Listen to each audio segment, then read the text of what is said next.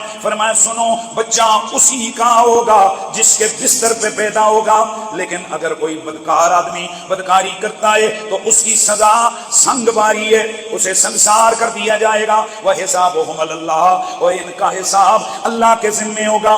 مَنِ ادَّعَىٰ إِلَىٰ غَيْرِ أَبِيهِ أَوْ تَوَلَّىٰ غَيْرَ مَوَالِهِ فَعَلَيْهِ لَعْنَةُ اللَّهِ وَالْمَلَائِكَةِ وَالنَّاسِ أَجْمَعِينَ لَا يُقْبَلُ مِنْهُ صَرْفٌ وَلَا عَدْلٌ۔ لوگوں کان کھول کے سنو، میرے نبی کا خطبہ ہے، میرے آقا فرماتے ہیں اور جس نے اپنے غیر باپ کی طرف اپنا دعویٰ کیا، کیا مطلب؟ اپنا نسب بدلا، اپنا خاندان بدلا، یا وہ کسی اور کا آزاد کردہ غلام تھا، خود کو کسی اور کا آزاد کردہ غلام بتایا، فَعَلَيْهِ لَعْنَةُ اللَّهِ وَالْمَلَائِكَةِ وَالنَّاسِ أَجْمَعِينَ۔ اس پر اللہ کی بھی لعنت، اس کے فرشتوں کی بھی لعنت اور تمام انسانوں کی بھی لعنت ہے۔ اس کا نہ نفلی عبادت اس کی قبول کی جائے گی، نہ اس کی فرضی عبادت قبول کی جائے گی۔ برادران اسلام ذرا غور کیجئے، کتنا واضح تر حکم ہے کہ جو راجا ہے وہ راجا ہوگا، جو ملک ہے وہ ملک ہوگا، جو قریشی ہے وہ قریشی رہے گا، جو سید ہے وہ سید رہے گا۔ کوئی غیر سید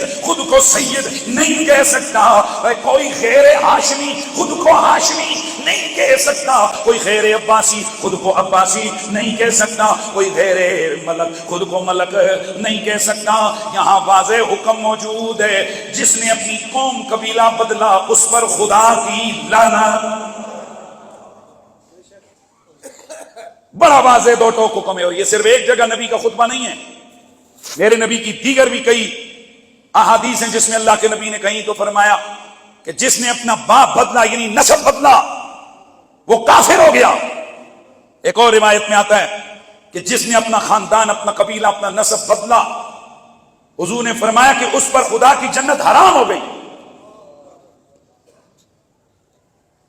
آج کتنی آسانی کے ساتھ باپ دادا پیچھے کوئی اور ہوتا ہے، دنیا کی عزتیں سمیٹنے کے لیے لوگ سید بن جاتے ہیں، اور یہ بیماری بہت سارے پیروں کے اندر آ گئی ہے۔ یعنی کئی آستانوں کے پیچھے باپ دادے کو دیکھو تو کوئی کیا ہے اور کوئی کیا ہے، لیکن چونکہ لوگ سیدوں کا ادب زیادہ کرتے ہیں تو وہ اس حوالے سے ان کی نسل آگے پہلے شاہ شاہ لکھتے رہتے ہیں، بعد میں کچھ عرصہ گزرتے پیچھے سید بھی لگا دیتے ہیں۔ یاد رکھو نسب بدلنا حرام ہے، نسب بدلنا کفر کے قریب جرم ہے، نسب بدلنے والے کے اوپر جنت حرام ہے۔ یہ میں نہیں کہتا، یہ اللہ کا رسول کہتا ہے۔ لہذا ہر ایسا پیر جس کے بارے میں یہ ثابت ہو جائے کہ جان بوجھ کر اس نے اپنا نسب بدلا، ارے بھائی اس کی بیعت تو چھوڑ، اسے تعلق رکھنا بھی حرام ہے، بیعت کرنا یہ تو اور اوپر کی بات ہے۔ اور آج ہم لوگ باقی جرموں کو جرم سمجھتے ہیں۔ اگر کوئی پیر سگریٹ پی رہا ہو تو ہم کہتے ہیں وہ یار یہ پیر عجیب باتیں کر رہے ہیں۔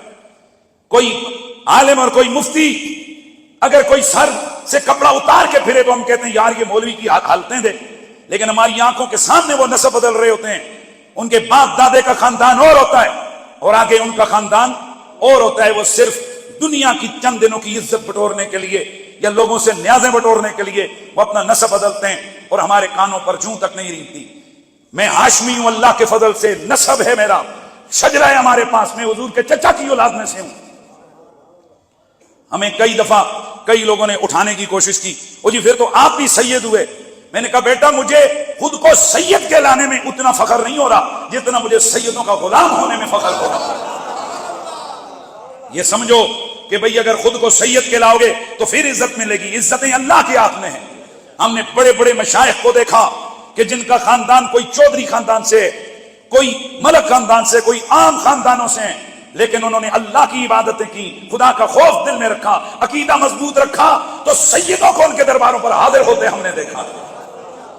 ذرا مجھے بتائیے مورا شریف کے بزرگان دین کا نسب کیا ہے؟ کئیاں شریف کے خاندان کیانی خاندان کے بزرگ ہیں، تو کیا ہزار سیال شریف والے سید نہیں ہیں؟ تو کیا گولڑے کا سلطان وہ اپنی کتابوں میں نہیں لکھتا کہ مجھ پہ یہ جو کچھ کرم ہے، یہ جو مجھ پہ اللہ کی عطائیں ہیں، یہ حضرت خواجہ پیر سیال لجپال خواجہ شمس الدین سیالوی کی یہ میرے اوپر کرم نوازی ہیں؟ کیا پیر پٹھان کوئی سید ہے؟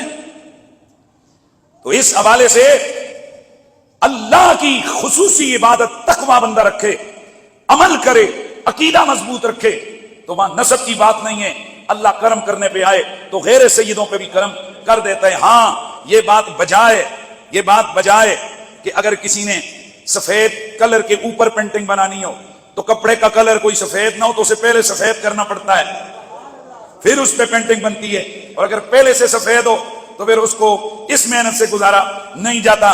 اسی طرح یہ بالکل قطعی اور یقینی بات ہے کہ جن کی رگوں میں سیدہ زہرا کا خون ہے ان پر ابتداءً کرم ہے، آگے مزید اگر کرم ہو جائے تو وہاں دگنا معاملہ نظر ضرور آئے گا، لیکن اس کا یہ مطلب نہیں کہ مشائخ میں سے یا پیران عظام میں سے جو سید نہیں ہے تو وہ مرشد کامل نہیں ہو سکتا۔ اگر یہ بات ہے تو پھر بتائیے حضرت خواجہ کنگھی کون تھے؟ پھر یہ بات ہے تو پھر بتائیے مجھے یہ بتائیے امام ابو حنیفہ کون تھے؟ اگر یہ بات ہے تو پھر بتائیے حضرت بایزید بستامی کون تھے؟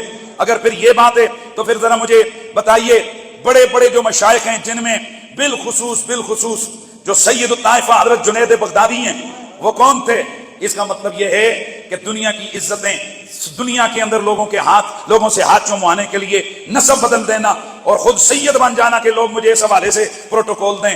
اللہ یاد رکھیں ایسے لوگ، اللہ ایسے لوگوں کو بڑا ذلیل کر کے دنیا میں تو ذلت ہو نہ ہو، نظر آئے کسی کو نہ آئے، لیکن آخرت میں ان کا ذلیل ہونا قطعی اور یقینی ہے۔ اس لیے میرے نبی نے اتنے بڑے مجمع میں خطبہ عطا کیا اور میرے نبی نے فرمایا کہ جس نے اپنا نسب بدلا اس پر اللہ کی بھی لعنت، تمام انسانوں کی بھی لعنت اور تمام فرشتوں